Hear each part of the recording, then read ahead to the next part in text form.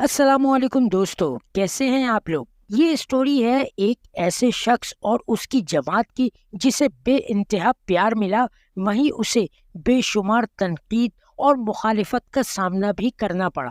کبھی انہیں جنت کے طوطے کہا گیا تو کبھی ان کی باتوں کا مذاق بنایا گیا، مگر کوئی بھی تنقید یا مخالفت ان کی کامیابیوں کا راستہ نہ روک سکی۔ ایک اندازے کے مطابق دنیا بھر میں ان کے 30 سے 40 ملین افراد فالوور بتائے جاتے ہیں۔ اس جماعت کا سربراہ خود تو مفتی نہیں مگر اس نے سینکڑوں کو مفتی بنا دیا۔ وہ خود عالم نہیں مگر اس نے ہزاروں کو عالم بنا دیا۔ وہ کوئی حافظ بھی نہیں مگر لاکھوں کو حافظ بنا دیا۔ اس شخص کا نام مولانا الیاس قادری ہے، جنہیں لوگ حضرت صاحب اور باپا کے نام سے بھی جانتے ہیں، اور ان کی جماعت کا نام دعوت اسلامی ہے۔ آج ہم اپنی ویڈیو میں دعوت اسلامی کا تذکرہ کرنے جا رہے ہیں، تو ویڈیو بہت اہم ہے، پوری ضرور دیکھنا اور لائک بھی ضرور کرنا۔ چینل کے نئے دوست سبسکرائب کر کے بیل آئیکن کے بٹن کو بھی ضرور دبائیں۔ اب چلتے ہیں ویڈیو کی جانب۔ اسلام کی بنیاد ایک اللہ، ایک رسول اور قرآن کے علاوہ 5 ارکان اسلام پر مشتمل ہے۔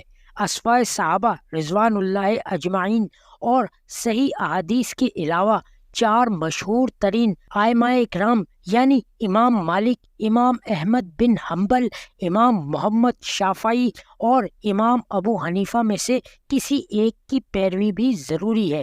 امام اعظم نعمان بن ثابت ابو حنیفہ کا مسلک حنفی ہے۔ ان کے ماننے والے اہل احناف کہلاتے ہیں۔ پوری دنیا میں سب سے زیادہ مسلمان اسی مسلک سے جڑے ہوئے ہیں۔ حنفیوں کی ایک شاخ اہل سنت والجماعت بھی ہے۔ 70 کی دہائی میں مختلف تنظیموں اور انجمن کے ساتھ علماء اہل سنت منسلک تھے، مگر ضرورت تھی ایک تنظیم کی جو ان سب بکھرے ہوئے موتیوں کو سمیٹ لے اور یکجا کر سکے۔ ایسے میں اسلامی تعلیمات کو دنیا میں 1400 سال بھی پورے ہونے کو تھے۔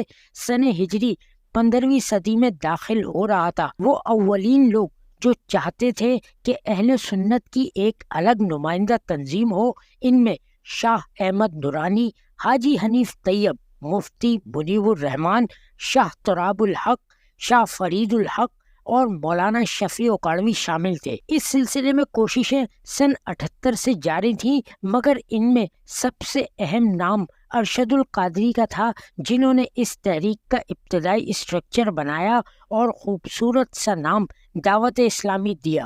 شروع میں تحریک کی ذمہ داریاں مولانا وقار الدین کو سونپی جانی تھی، مگر اعلان سے پہلے افہام و تفہیم اور صلح مشورے سے مولانا الیاس قادری کو اس تنظیم کا سربراہ بنا دیا گیا۔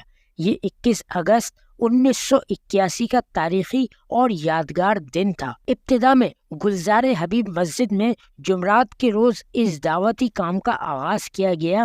اس زمانے میں حاجی ابراہیم عبد القادر باپو شریف، مفتی اکمل، حاجی زمزم اور دیگر جید علماء اہل سنت نے اس کام میں بڑھ چڑھ کر حصہ لیا۔ مٹھاس سے لبریز آواز نیکی کی دعوت کے لیے استعمال میں لائے گئے۔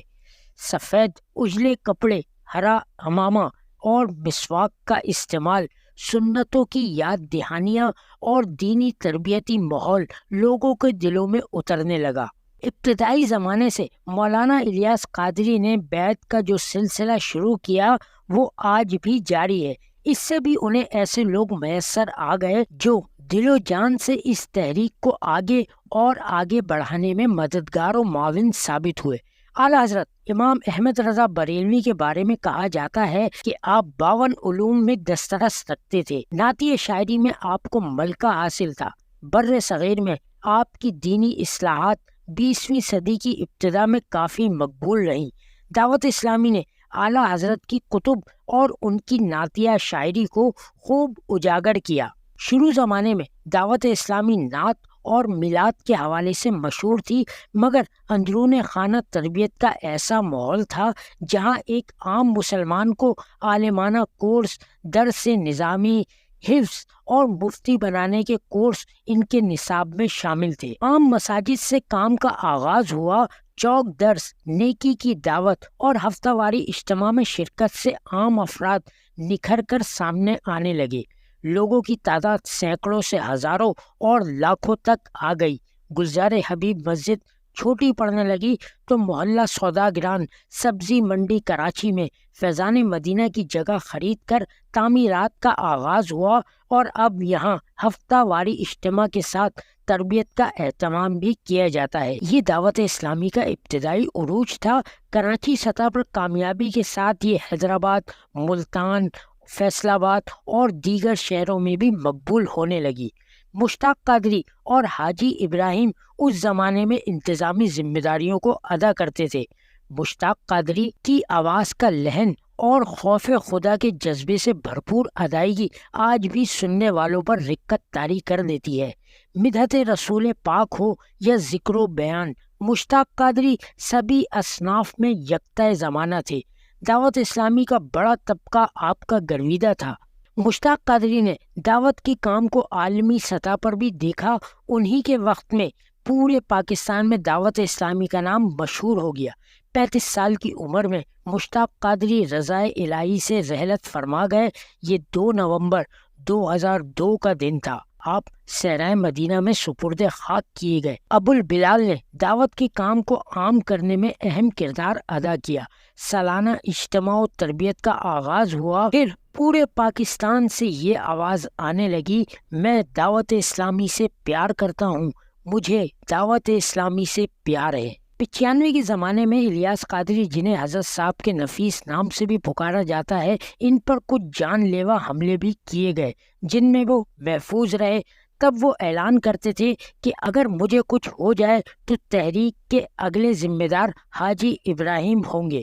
پچھلے زمانے کی شورا موجودہ شورا سے قدرے مختلف تھی۔ بانیان تحریک موجود تھے تو یہ بڑے بھی اپنے فیصلے کا استحقاق چاہتے تھے۔ اویس رضا قادری، مشہور و معروف نعت خواں، ان کو مجلس شورا سے کچھ اختلاف ہوا۔ پھر یہ اور دوسرے کئی حضرات دعوت سے علیحدہ ہو کر نعت خوانی کا انفرادی کام کرنے لگے اور ان کی مقبولیت بھی انتہا کو پہنچی۔ 2001 میں حاجی ابراہیم نے الگ ہو کر تبلیغ اسلامی بنائی، مگر وہ چل نہ سکی۔ الیاس قادری جو میمن ہیں، سن 70 سے 80 کے زمانے میں وہ انجمن طلباء اسلام کے صدر بھی رہے۔ پھر نور مسجد کاغذی بازار میں بھی خدمات انجام دیتے رہے کہ انہیں دعوت اسلامی کی ذمہ داری دے دی گئی۔ وہ احمد رضا کے شیدائی ہیں۔ ان کا پہلا کتابچہ یا رسالہ تذکرہ احمد رضا تھا۔ بعد میں انہوں نے فیضان سنت، جو غالباً مختلف کتابچوں کا مجموعہ ہے، لکھی۔ ان کے رسائل اور کیسٹوں کے بیانات بھی دعوت اسلامی کی مقبولیت کا سبب تھے۔ 2001 میں پہلی مجلس شورا کا قیام عمل میں آیا۔ مشتاق قادری پہلے نگراں بنے، مگر زندگی نے وفا نہ کی۔ ان کے بعد 2002 سے محمد عمران عطاری نگران شورا ہیں۔ عام خیال یہی ہے کہ باپو نے اپنے قریبی رفقا یا اقارب کو تنظیم کی مرکزی ذمہ داریوں پر لگایا۔ الیاس قادری نے اپنے جانشین اپنے فرزند عبید رضا قادری کو بنایا۔ مولانا مفتی حسان دعوت کے ماسٹر پیس ہیں۔ نگران شورا عمران عطاری ایک عوامی شخصیت ہیں جنہیں سب سننا چاہتے ہیں۔ اسی ٹیم نے 4 ستمبر 2008 کو مدنی چینل کا گراں قدر اضافہ کیا۔ اب پورے ورلڈ میں مدنی مذاکرہ، مدنی مشورہ براہ راست دیکھا جاتا ہے۔ دعوت اسلامی کے فالوورز کی تعداد 40 ملین سے زیادہ ہے۔ مختلف کورسز اور تربیت کے معاملات کے ساتھ مدنی قافلے بھی دلوں کو مسخر کرنے کے لیے اپنا کام سر انجام دے رہے ہیں۔ کسی زمانے میں اہل مخالف انہیں جنتی طوطوں کے طنزیہ لقب سے پکارتے تھے، جسے دعوت اسلامی کے لوگوں نے انتہائی ضبط اور تحمل سے سنا اور برداشت کیا۔